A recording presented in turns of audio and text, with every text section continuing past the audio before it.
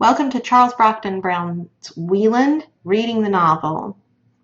Before you go further in your reading, this short guide hopefully will help you as you read the novel, as you get into it, and there are tips in this presentation that you should consider for reading literature in general, especially for this class. First, for this particular assignment, I'm hoping that you will watch the lecture video on Romanticism, read the handout on Romanticism, read the handout on the Sublime, and then start reading. It's not terrible if you've already started reading. Actually, it's a great thing. But for Wieland, it will help if you look at these handouts and the lecture video to help you kind of know what to look for. But if you have already begun the reading, hooray, because the videos and handouts will hopefully make a little bit more sense.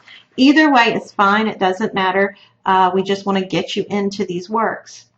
Second, as you read, I want you to think about points of interest. Look for specific things that are interesting, that stand out, that are unusual.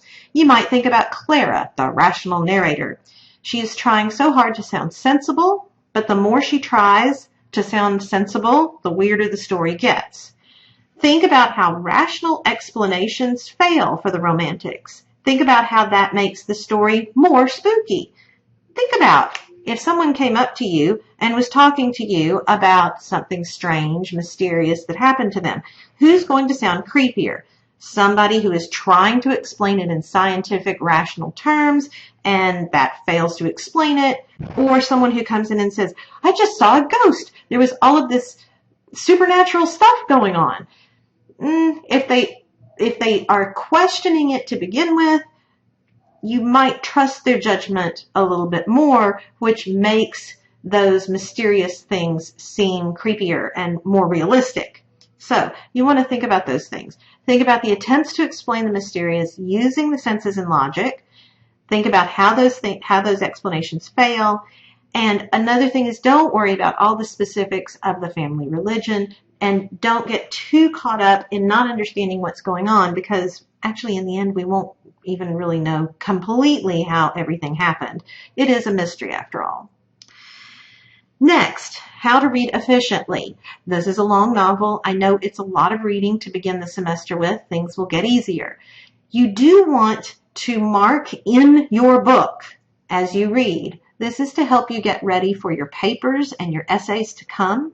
So yes, you need to highlight, underline, circle things in the book on the page. Examples of things to mark are points from the Romanticism video and handouts. If you see an example of the Sublime, you could mark that. If you see an example of how rational explanations fail, you could mark that. You could also mark characters' names. I have to do this to know who is speaking, for instance. If a character is speaking and it's a long passage, you may want to write the name of the person at the top of the page or out to the side in the margin so that you can easily go back and find what that person said. You don't want to have to reread a whole chapter or two chapters to find a quote for a paper later on. You can also mark outstanding events. When people catch fire or hear voices, for example, you might want to put a title at the top of the page. You know, so-and-so caught on fire, voices were speaking from the closet, whatever. But mark that. It's not, the note-taking is not supposed to necessarily be to help you figure out what's going on at the moment, but so that 3 weeks down the road, when you go, oh, I remember this happened and I want to quote it in my paper, you can find it quickly. This is for efficiency, to save you time. Also mark odd phrasing. Sometimes Brown just describes things in a strange way. If it seems odd to you, it might be important. So you might want to mark those things. I'm giving you a picture of how I have marked the first page of my book. You'll notice at the top I've got the rational narrator Clara. I also have the word no circled a whole bunch, or I have words that are negations. Clara just uses negations over and over. She says it's not this rather than saying it is that. So think about, how does that distance you from what you know? She hasn't told you what is, she's just told you what's not. So you're left feeling at a loss because you can't define things. I've also marked points about God, emotion, reason, things that are important to the romantics. And I've marked points about Clara, the narrator. Also, when I first read this book, it will probably help you to know, it took me a long time to get it in my head that the narrator is a woman. So it took me a while I knew it, but it took me a while to remember that. So if you're having trouble with that, don't worry. You don't have to completely understand the book the first time through. We're learning about it. Remember that we're all learning together. Finally, you want to think about Brown's view of reason as you're reading the book. The big question is, how does the family fare when they rely on their human sight and hearing? Think about, they are relying on their senses. How does that serve them?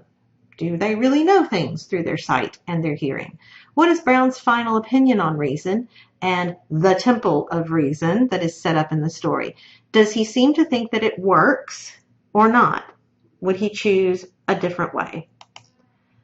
So hopefully those tips will help you as you read Wieland, and I recommend that you also look at those for future assignments. I'm always recommending that students mark their books. You will want to do that throughout the semester. Thank you, and